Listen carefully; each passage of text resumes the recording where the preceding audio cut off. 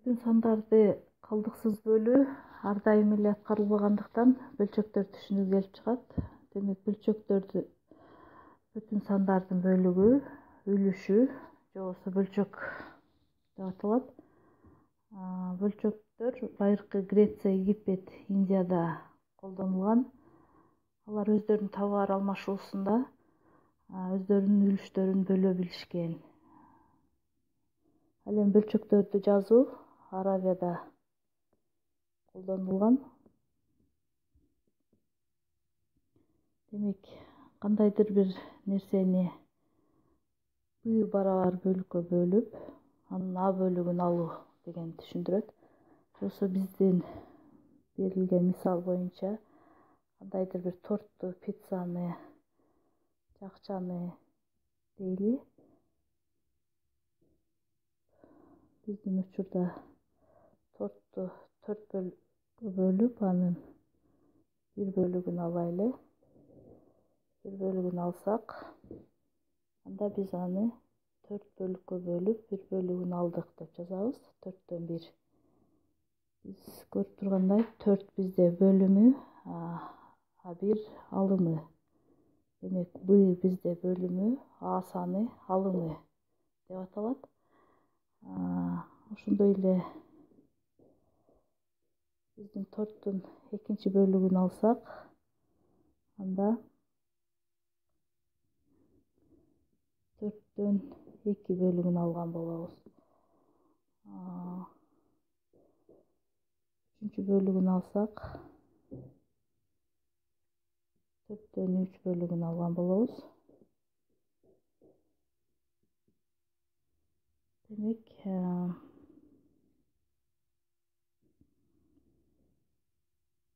мындай бөлчөктөр алымы бөлүмүнөн кичине болгон. Же болбосо А саны алымы, B саны бөлүмүнөн кичине сандар. Демек, 1 4төн кичине, 2 4төн кичине жана башка ушундай сандар. 1 бөлүнгөн 100 бул биз билген процент түшүнүгү. Бир нерсени 100 бөлүккө бөлүп, анын бир бөлүгүн алуу. Же болбосо 100дөн 20 да 100 бөлүккө бөлүп, акчаны анын 20 бөлүгүн алсак, бул 20% деген түшүнүк. Демек, ушул сыяктуу бөлүмү алымынан чоң бөлчөктөр, булар дурус бөлчөктөр деп аталат. Ал эми алымы бөлүмүнө барабар же болбосо чоң бөлчөктөр да кездешет. Мындай бөлчөктөр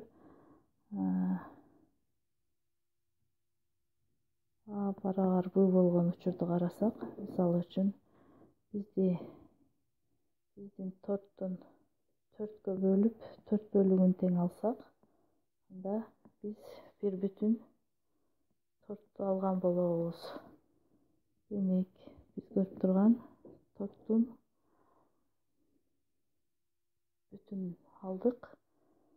Демек, каалагандай бүтүн санды бөлчөккө же бөлчөктү бүтүн санга алып келсек болот. Мындан демек,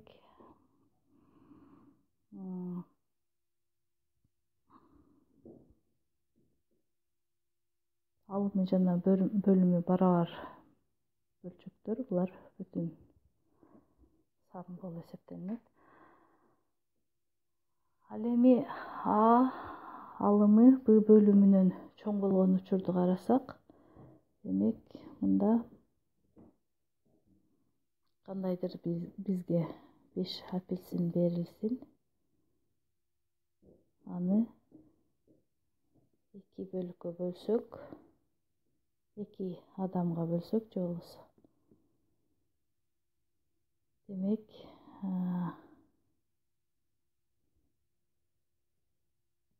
5 bölüнгөн 2 4 1. Demek 2 bütün apelsinden jana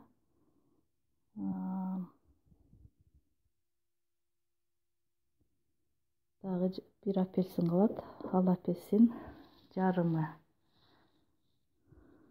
тиет. Демек 2 адамга 2 жарым апельсин тийгендиги көрүнүп турат. Мындай сандар бизде аралаш сандар. Мында бүтүн сан жана бөлчөк санда кездешип тургандыгын көрүп турабыз. Демек алымы бөлүмүнөн чоң болгон бөлчөктөр булар буруш бөлчөктөр деп аталат. Биздин учурда 5 апельсинди 2 адамга бөлсөк 2,2ден 1 саны аралаш саны келип чыкты. Ал эми аралаш санды 2,2ден 1 санын кайра буруш бөлчөккө айландырсак, анда бүтүн санды жана бөлчөктүн бөлүмүн көбөйтөбүз жана